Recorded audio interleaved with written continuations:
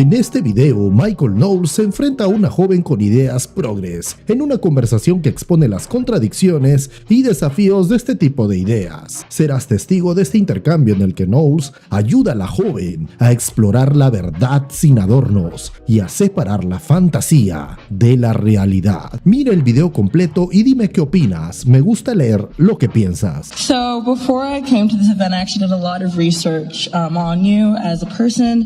I thought you graduated from Yale, which congratulations, for history and Italian. And Italian, yes. Sì, davvero. Tu hai ragione. Oh, impressive. I actually, yeah, that's really cool. I love Italian food. I love Italian. Beautiful language. And I also saw that you've been quite successful on YouTube. You have 2.3 million subscribers, 1.1 million followers on X or Twitter. I could have 2.4 or 2.5 tonight if you all subscribe to this room. But I was personally wondering where your film career went, because among the research I did on you, I found a sweet little student film you made about 12 years ago called House of Shades, where you engaged with homosexual relations with another man, showing yourself naked in bed with another man. Excuse me, I think that character was bisexual. Oh, okay. Wonderful. I was wondering, where does homosexuality and homosexuals like yourself find themselves in the new America you wish to build? I think you slipped something in there. There was a little. But where? Because you mentioned LGBTQ people, but you oftentimes just focus on transgender people. There's 3 other letters in that acronym, all being some sort of like gay, homosexual. Just wondering where you find, again, homosexuality, which you may or may not find yourself a part of. Yeah, wait, hold on. You keep slipping that in there. Hold on. You understand, acting is where you play pretend, right? Yeah. There was one time, as an actor, I was in a TV show where I played the guy who blew up the Hindenburg. But I did not blow up the Hindenburg. Yeah. Do not arrest me for blowing up any Zeppelins in the sky. Yeah, but where do you find homosexuals or homosexuality in this new America that you see yourself? Well, what you do, I mean, putting your jokes aside, you do make a good point, which is that you can't neatly separate the L from the G, from the B, from the T, because it all shares the same anthropology, which is that men and women are basically the same. And it actually goes deeper even than the LGBT movement or the transgender movement now. I think it goes back to feminism, which makes much the same claim. So the feminist movement says that a woman needs a man like a fish needs a bicycle, that men and women can do exactly the same things, they're exactly as strong, they're exactly as delicate, they're exactly the same. And so if that's the case, then obviously the union of a man and a woman would be the same as the union of a man and a man or the union of a woman and a woman. So it would follow logically from that premise that you would redefine marriage, that you, who knows, I mean, at a certain point you might redefine marriage to be 3 men or 3 women or 5 ladies and a billy goat or something. I don't know what it would be, but there's no limiting principle on it with the LGBT movement. But I suppose I would recommend an alternative perspective, which is a more traditional or classical perspective, which is that the sexes are not identical and indiscernible, but rather complementary, that men really have something to offer women and women really have something to offer men. And while we bicker sometimes, actually men and women really are for each other. That man is a social creature and that man is also a coupling creature. And that their love, ideally a loving relationship between the two, can become so real that it actually results in another human being. No other human relationships can result in that.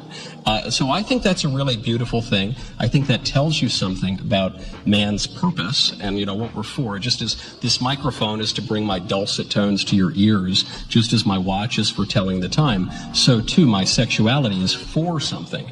It's not just to, you know, get titillated on a Friday night or something. It's for some purpose, and there can actually be fruitfulness to those relationships. And so I would encourage that. And for people who have aberrant views or desires or whatever, I'm not suggesting we send the purity police to drive anybody crazy. I like to think, having been an actor, which you mentioned, that I can quite easily sympathize with other people, and whether that's being a little light in the loafers or whether that's blowing up the Hindenburg, things that I don't personally do, but I can sympathize with people.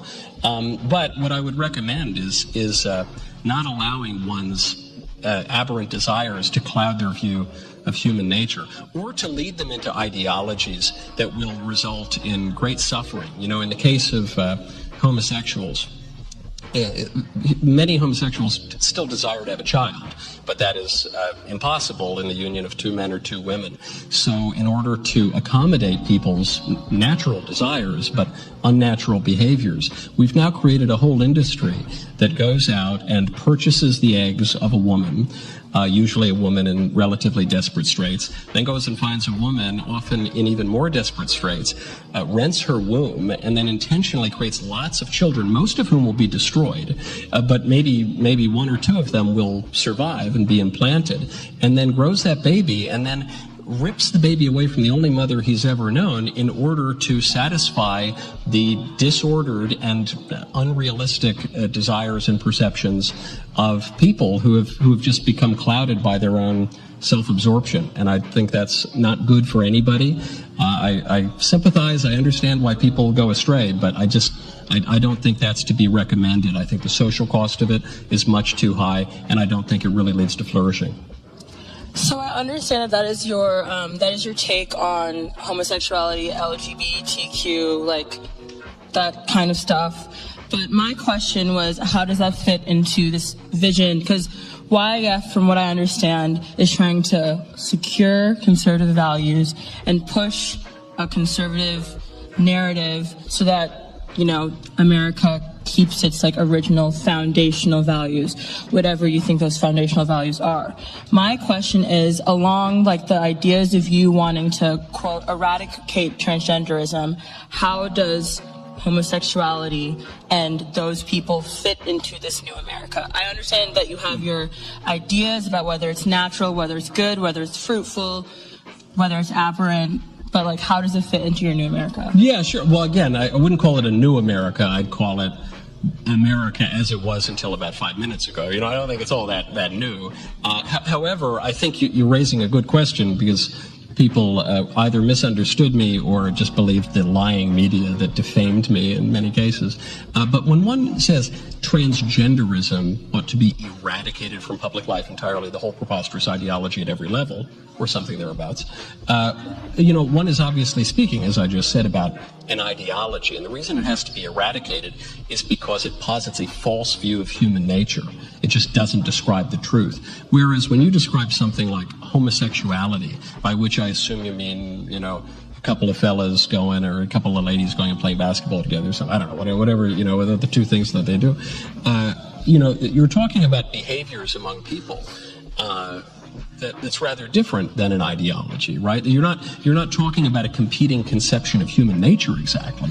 You're not talking about a competing conception of the relation between the body and the soul. You're not talking about castrating little kids.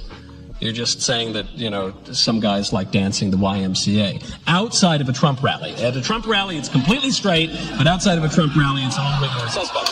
And so that's what you're saying. And so I don't know. I mean, it's what would happen with that? I guess, I don't know.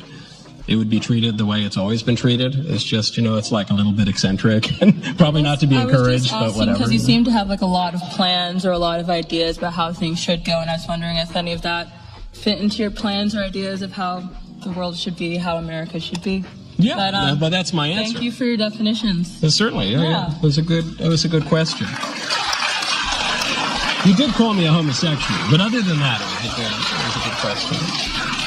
En esta interacción entre Michael Knowles y la joven asistente al evento, resalta un aspecto importante del debate contemporáneo, la confrontación entre visiones tradicionales y las ideologías actuales. En su respuesta, Michael plantea una observación crítica sobre cómo la ideología moderna que engloba el movimiento ARCOIRIS y el feminismo ha desdibujado conceptos fundamentales sobre la naturaleza humana y las relaciones. Él argumenta que esta visión propone que las diferencias entre hombres y mujeres son irrelevantes, lo que lleva a conclusiones como la redefinición del matrimonio y las relaciones familiares. Es interesante que mencione cómo esta ideología, al ser llevada al extremo, puede dar lugar a prácticas cuestionables, como la compra de óvulos o la subrogación comercial. Estas prácticas a menudo involucran a mujeres en situaciones vulnerables, lo que plantea un dilema ético profundo. No se trata únicamente de un tema personal, sino de uno social, que afecta cómo se entiende el valor de la vida y el bienestar de los niños nacidos bajo estas circunstancias. Knowles responde diferenciando entre ideología y comportamiento personal, mientras que rechaza la ideología como incompatible con la realidad humana. No aboga por una exclusión o persecución de personas con este tipo de orientaciones. Esto refleja una postura donde, aunque se disienta de ciertos comportamientos, se promueve el respeto hacia las personas. Un aspecto crucial que Michael destaca es la complementariedad entre hombres y mujeres. Esta complementariedad es esencial para el florecimiento humano y está intrínsecamente ligada al propósito de las relaciones. La idea de que solo la unión entre un hombre y una mujer puede dar lugar a una nueva vida no es simplemente un dato biológico, es un recordatorio de la singularidad de estas relaciones y de su papel central en la sociedad. ¿Y tú qué opinas? Déjamelo saber en los comentarios.